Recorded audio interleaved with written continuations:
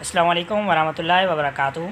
आज की वीडियो में हम इंग्लिश एमडी कैट का जो टॉपिक पैसेजेस है, जो कि पीएमसी पेड टेस्ट में ये क्वेश्चंस आए हुए हैं, तो वहाँ से उसके जितने भी क्वेश्चंस बनते हैं, तकरीबन 31 क्वेश्चंस हैं, तो वो हम इंशाल्लाह डिस्कस करेंगे। और आपने वीडियो को एंड तक वॉच करना है ताकि आपको चीज़ें क्लियर हों। विद एक्सप्लेनेशन आपसे डिस्कस करेंगे। इससे पहले भी हम लॉजिकल रीजनिंग के सारे लेक्चर अपलोड कर चुके हैं। ये इंग्लिश का पहला लेक्चर है और इसके भी बाकी जो 5 लेक्चर्स हैं, तकरीबन टोटली जो 5 लेक्चर बनते हैं इसके अलावा जो पीएमसी पेड टेस्ट के हवाले से, तो वो भी हम अपलोड कर देंगे। ठीक है, so stay tuned, stay connected and must subscribe to our YouTube channel as well. If you think the video is helpful then must share this video with your friends as well. So let's get started. So इसमें जो है हमारे पास ये MCQ जो एक website पे that is premed.pk, इसको आप कैसे ज्वाइन कर सकते हैं मैं वीडियो के एंड में आपको बताऊंगा। सो आपने एंड तक इसको वॉच करना है। चलें स्टार्ट करते हैं। हमारे पास 31 क्वेश्चन हैं इसके टोटली, और देख लेते हैं कि देखें इसमें सिंपल आपने क्या करना है कि कुछ कनेक्शंस होते हैं, आपने उनको बनाना होता है, देन उसके हवाले से आपने आंसर्स करने होते हैं। Like it is of course a little abrupt to speak of Asia as a unity, and only opposition to Western imperialism has caused people to think these terms. Asia contains half the population of the world and at least 3 very distinct civilizations: that of Islam, that of India, and that of China. These differ from each other just as much as they differ from the civilization of Christian. This is not the faintest reason to expect them all act in unison. What is to be hoped as an endeavor after cultural or political unity, but a determination to uphold independence at home and to respect it elsewhere. And when speak of independence, I am not only thinking of politics but also culture. There is a great danger of too much cultural uniformity. No great civilization has ever been consolation. यानी simple कहने का क्या कह रहा है कि जो Asia है उसमें जो बड़ी बड़ी जो है जो कल्चरल सिविलाइजेशन है, जिसमें इंडिया यानी आप हिंदुज़म, ठीक है, इस्लाम, और दूसरा क्रिश्चियनिटी जो कि मतलब स्पेशली जो चाइना में है। ठीक है, ये 3 ऐसे हैं कि भाई अगर आप इनको पॉलिटिकल व्यू से इकट्ठा कर भी लेते हैं तो रिलीजियस या कल्चरल व्यू से इकट्ठा करना बहुत मुश्किल होता है।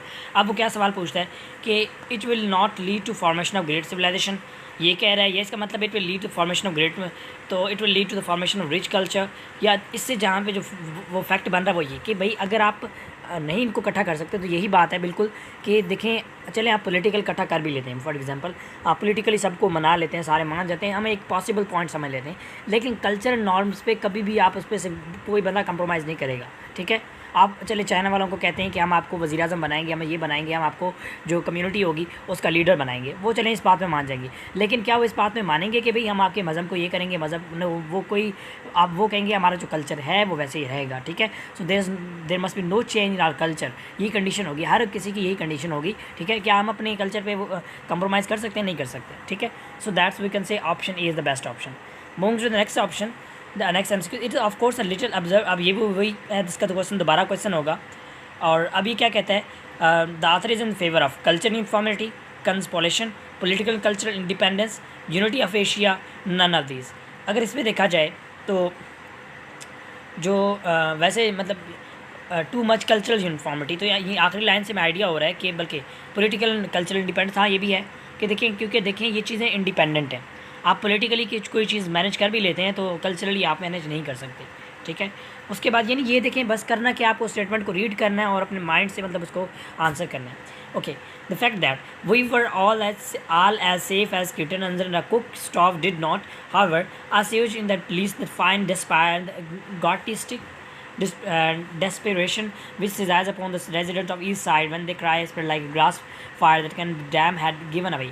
Some of the most dignified, straight, cynical, and clear-thinking men in town abandoned their their wives, stenographers, homes, and offices in east. There are few alarms in the world more terrifying than the dam has broken.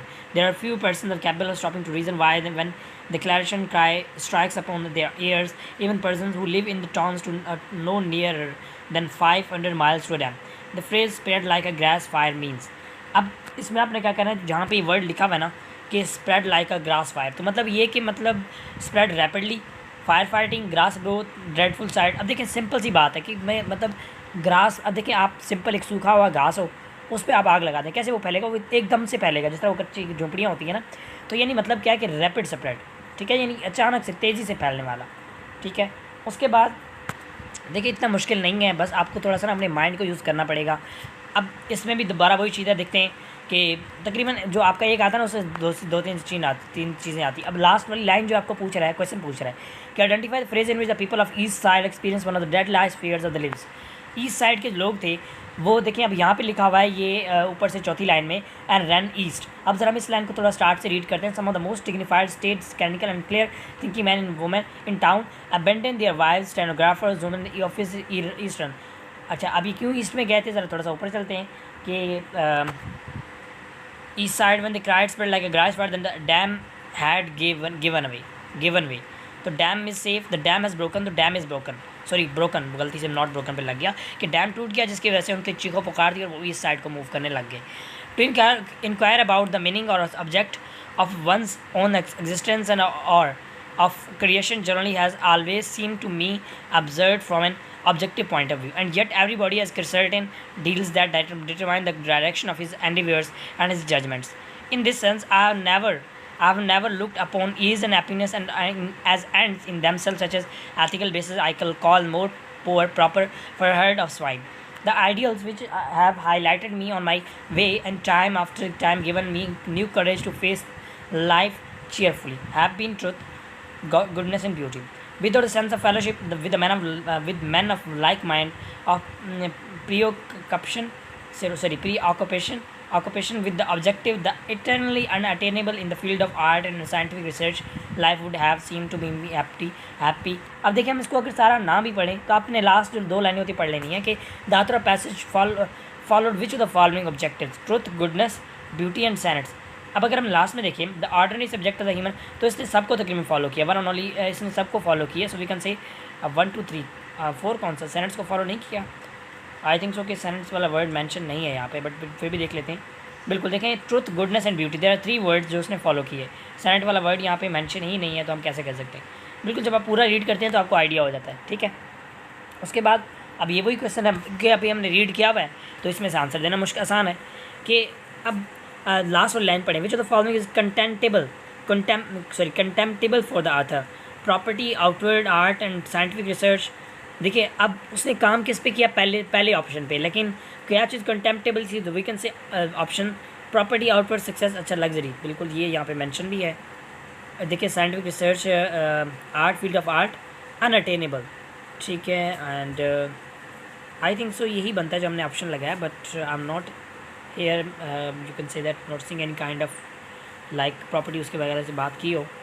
हाँ, ये last में लिखा हुआ है the ordinary subjects of human endeavour property, outward success, luxury have always seem to be contemptible, ठीक है। देखें बिल्कुल एग्जैक्ट लाइन लिखी हुई है। तो ये है कि आपने जब सारा पढ़ेंगे ना क्लियर आसानी से क्लियर हो जाएगा। उसके बाद however it must be recognize that science has its limitations, its method apply only to those things which can be observed, measured and treated mathematically. अब देखिए यहाँ पे हम जरा क्वेश्चन पढ़ते हैं, क्या कहता है, it can be informed from passage that the author thinks science to be necessary element of a good person life. अब जरा पहली 3 से 4 लाइनों में आपको क्लियर हो जाएगा। Recognize that science has limitation, its method apply only to those. तो क्या बता रहा है कि साइंस ब्रिंग हैप्पीनेस या science has successfully brought a good person life, the limitation of science are negligible. ये ऑप्शन आपको बता रहा है। A good person life can be achieve by recognization the nature of values and the degree of importance. हो सकता है लेकिन ज़्यादा जो है वो बेस्ट ये है, क्योंकि हमें जो है स्टेटमेंट से पहले पता है, मतलब पहले स्टेटमेंट से यही पता चल रहा है। चले, it's okay. And we will read the it can be inform from passage that the good person life can be achieve by recognizing. अब ये लाइन नंबर 5 to 7 में ये चीज़ मेंशन है, ठीक है। तो मेन क्या है कि आपके माइंड का खेल है, बस आपने पैराग्राफ को पढ़ा, उसको कैसे सेंस करते हैं वो आपसे पूछ रहा है, ठीक है। अब दोबारा वही दिया हुआ है, जरा इसको पूरा रीड कर लेते हैं, क्योंकि ये हमारे पास हर क्वेश्चन यही हो रहा है कि बार बार रिपीट हो रहा है, तो हमें बार बार पढ़ना चाहिए। Its method apply only to those things which can be observed, measured and treated mathematically. It has nothing to do with the values save those of truth and accuracy. It has nothing to do with happiness, goodness, beauty, courage, adventure, justice, altruism, friendship, love of family, love of country. Yet all these values enter into man's conception of what is a good personal life within a good society. It is possible for honest and intelligent men to differ profoundly on the nature of these values and their respective degrees of importance. Hence, the contrast between the modern world command of material things and its tragic failure to organize a harmonious world society. So what's the question? According to the paragraph, a science implies a certain value, which will following describe these values: truth and justice, love of country and accuracy, truth and accuracy, justice and accuracy. अब देखिए यहाँ पे आपने accuracy एक जगह word पढ़ा है, उसके आप क्या पढ़ा है कि such of truth and accuracy. So we can say truth and accuracy as is the right option there. तो सिंपल है, इतना ज़्यादा क्रिटिकल नहीं है, बस आपने रीड ज़रूर कर लेना है. What is life? A little scum of no importance on the surface of unimportant global circling around a second red star, an accidental conglomeration of atoms which have come together by an odd chance, the result of an exceedingly improbable happening. That's what some astronomers would have us think. Looking out into the depth of space, they have discovered a universe of unthinkable dimension, and a billion sun in our own galaxy behind it, perhaps a billion galaxies only revealed to us as tiny smudges on a photographic plate. No wonder they are impressed by enormous disparity between the scaffolding and the result. Life seemed to be, as Jean said, an utterly unimportant byproduct. Okay, in universe, अब देखिए यहाँ पे एक बड़ी मतलब मज़े की line इसने लिखी हुई है. Jean said an utterly what is life an utterly an important byproduct. मैं इसका स्क्रीनशॉट ले लेता हूँ, लाइन मुझे अच्छी लगी है. तो चलें. By product in a universe which was clearly not designed for life and which to all appearances either totally indifferent or differently hostile or to it. It seemed incredible that the universe can have been designed primarily to produce life like our own had it been so. Surely we might expect to find a better proportion between the magnitude of the mechanism and the amount of product. So what is the title of the passage would be? अब देखिए यहाँ पे क्या है कि life के बारे में बताया हुआ है. Gathering of atoms, the life outside the earth, the universe and its unended vastness, life versus universe. अब देखिए यहाँ पे I think so life versus universe का कंपैरिजन चल रहा है कि लाइफ कितनी छोटी है and what we think about the life, you can say that and its worth. अब ये दोबारा दिया हुआ है तो पैसे लास्ट पढ़ लेते हैं. According to the author, if the universe had been design primarily to produce life like our own, then there would have been a smaller proportion for us, there would be an better proportion for us, there would be an more luxurious in the universe. ठीक है, sorry better proportion. देखिए अभी हमें इस तरह design किया हुआ है कि चीज़ें जो हैं वो लिमिटेड हो, जस्ट अर्थ पे प्रेजेंट है लाइक वाटर, ये चीज़ें. लेकिन अगर ऐसा ना होता, हमारे लिए हर जगह जो है वो लिविंग होती, लाइक मार्स पे भी हम वो रख सकते जो है उस पर सैटर्न, यूरेनस सारे उस पर, तो उससे जो है वो हमारा ये प्रोपोर्शन जो लिविंग स्टाइल था बेटर हो सकता था. ठीक है, लग्जरीज तो नहीं कह सकते क्योंकि देखें आप जाके मार्स पे वहाँ पे लग्जरी लाइफ नहीं वो कर सकते. उसके बाद the name of 3 man, an English man, a German and Italians stand out from many who have opened up for this new path of progress. James Clerk Maxwell, Henry Hertz, and Guglielmo Marconi. Maxwell prophesied wireless, discovering its principle. Hertz discovered and demonstrated those waves which are its secret, and Marconi invented the instrument which put these ideas to practical use. A crowd of other brilliant men have made their different contributions, and Olivier Lodge came very near to doing what Marconi did. Indeed, a year before Marconi invented his instrument, Lodge demonstrated the possibility of sending a signal by these Hertzian wave, but turned aside under pressure from other work. Professor Riggi, Marconi science master, experienced in the laboratory and showed young Marconi the potentialities of Oliver Heaviside, the English telegraphic engineer. Subsequently revealed to us the amazing fact that these wireless waves are thrown back to the earth from the two curious mirror which, moving the depth of the sky of the hundred of miles from the surface of earth, act as a kind of double sounded board. These are but a few of the men whose work all over the earth has brought the miracle of the wireless to its present stage. But the 3 names stand preeminent. Okay, which the following could be the best title of the paragraph? Contribution of Sir Olivier, role of technology in modern world, discovery of wireless, the doubling sounded board. तो आई think so the best option is D option and discovery of wireless. ये भी हो सकता है क्योंकि जो sounding board है वो किससे रिलेट कर रहा है, डबलिंग ऑफ फ्रिक्वेंसी से. So that's option as well. Okay, उसके बाद यही पैराग्राफ है, इसको दोबारा पढ़ लेते हैं. लास्ट में इसमें क्या कहा हुआ है कि which the following mention as contribution of Henry Hertz, invented instrument for the practical use of wireless. No, ये नहीं कि ये ओलिवियर ने किया था. Possibility of sending signal that the waves are thrown back to the earth, discover and demonstrate the wireless waves. तो ज़्यादा best option जो है उसको डी ऑप्शन है. तो वैसे आई थिंक सो कि ये पढ़ के वो करने की ज़रूरत नहीं है. अब आपको एक अंडरस्टैंडिंग क्लियर होगी. तो मैं फिर इसको ज़्यादा लंबा नहीं करता. अब ये हमारे पास स्टेटमेंट, आप इसको रीड करें, ठीक है, देन गेस करें कि what is answer. What does, अब मैं जो है नेक्स्ट उनके लास्ट स्टेटमेंट पढ़ के आंसर लगाता जाऊँगा. अगर गलत भी होंगे तो कोई मसला नहीं है क्योंकि मैं आप पे छोड़ रहा हूँ. मेनली ये है कि आपको आंसर मिल रहे हैं, आपको साथ से चीज़ें मिल रही हैं, लेकिन देखिए मेन चीज़ क्या है, अपने माइंड से सोचना है कि इसमें क्या चीज़ है, किस तरह है और उसको कैसे मैनेज किया हुआ है, ताकि आप खुद सॉल्व करें इस चीज़ को और आप खुद की आपकी प्रैक्टिस बेस्ट से बेस्ट हो जाए, ठीक है। तो what does the statement for is one thing and the differential is another, tell about the nature of the Miller, so very kind selfish. देखिए लाइन से ही पता चल जाए, अगर आप ना भी पढ़ें तो लाइन से भी पता चल जाता है कि मतलब वो क्या कह रहे हैं। Then last line, why does Miller not wants hands to come inside this room. अब ये क्योंकि पढ़ने वाला है, हम यहाँ पे इसका गेस कर लेते हैं कि because Miller thinks that his house was not worth visiting, that think that hands will ask for floor. तो हो सकता है फ्लोर के बारे में पूछे। So both A and B option are right, okay. A भी ऑप्शन है, बी भी है, ठीक है। उसके बाद अब ये हमारे पास है, विच of the following statement best describe this belief, the transformation in natural substances was unnoticed in ancient times. Burning of wood is an not example of transformation. There was no concept of dead and live things in past. There was no transformation in natural substances ancient times. तो ज़्यादा best मुझे option ये लग रहा है, ठीक है। देखिए तुक्का लगा है, सही हो गया, मतलब आपने बस रीड करना है इसको, ऐसा नहीं तुक्के मारने। There was nothing but doth suffer a sea change into something rich and strange me. In everyday life, natural things change drastically. The suffering of change are always enormous. Nature doesn't support any change. तो ये best option हो सकता है, both A and B. अच्छा, A and B, the transformation of seed into a tree, everyday life, ठीक है, drastically, okay. जब read करेंगे तो आपको डेफिनेटली क्लियर हो जाएगा। उसके बाद, why is the power being turn off, to reduce the total demand, to save money, to make it cooler, to make the city pay its bill, to reduce the total demand. I think so best option यही होगा, मतलब power को क्यों कम कर सकते हैं, तो ज़रूरी हो सकता है। उसके बाद, how long will be power off, long than 2 hours, less than 2 hours for 1 day until the weather changes, तो लेस देन 2 hours, ठीक है, ये भी सही है।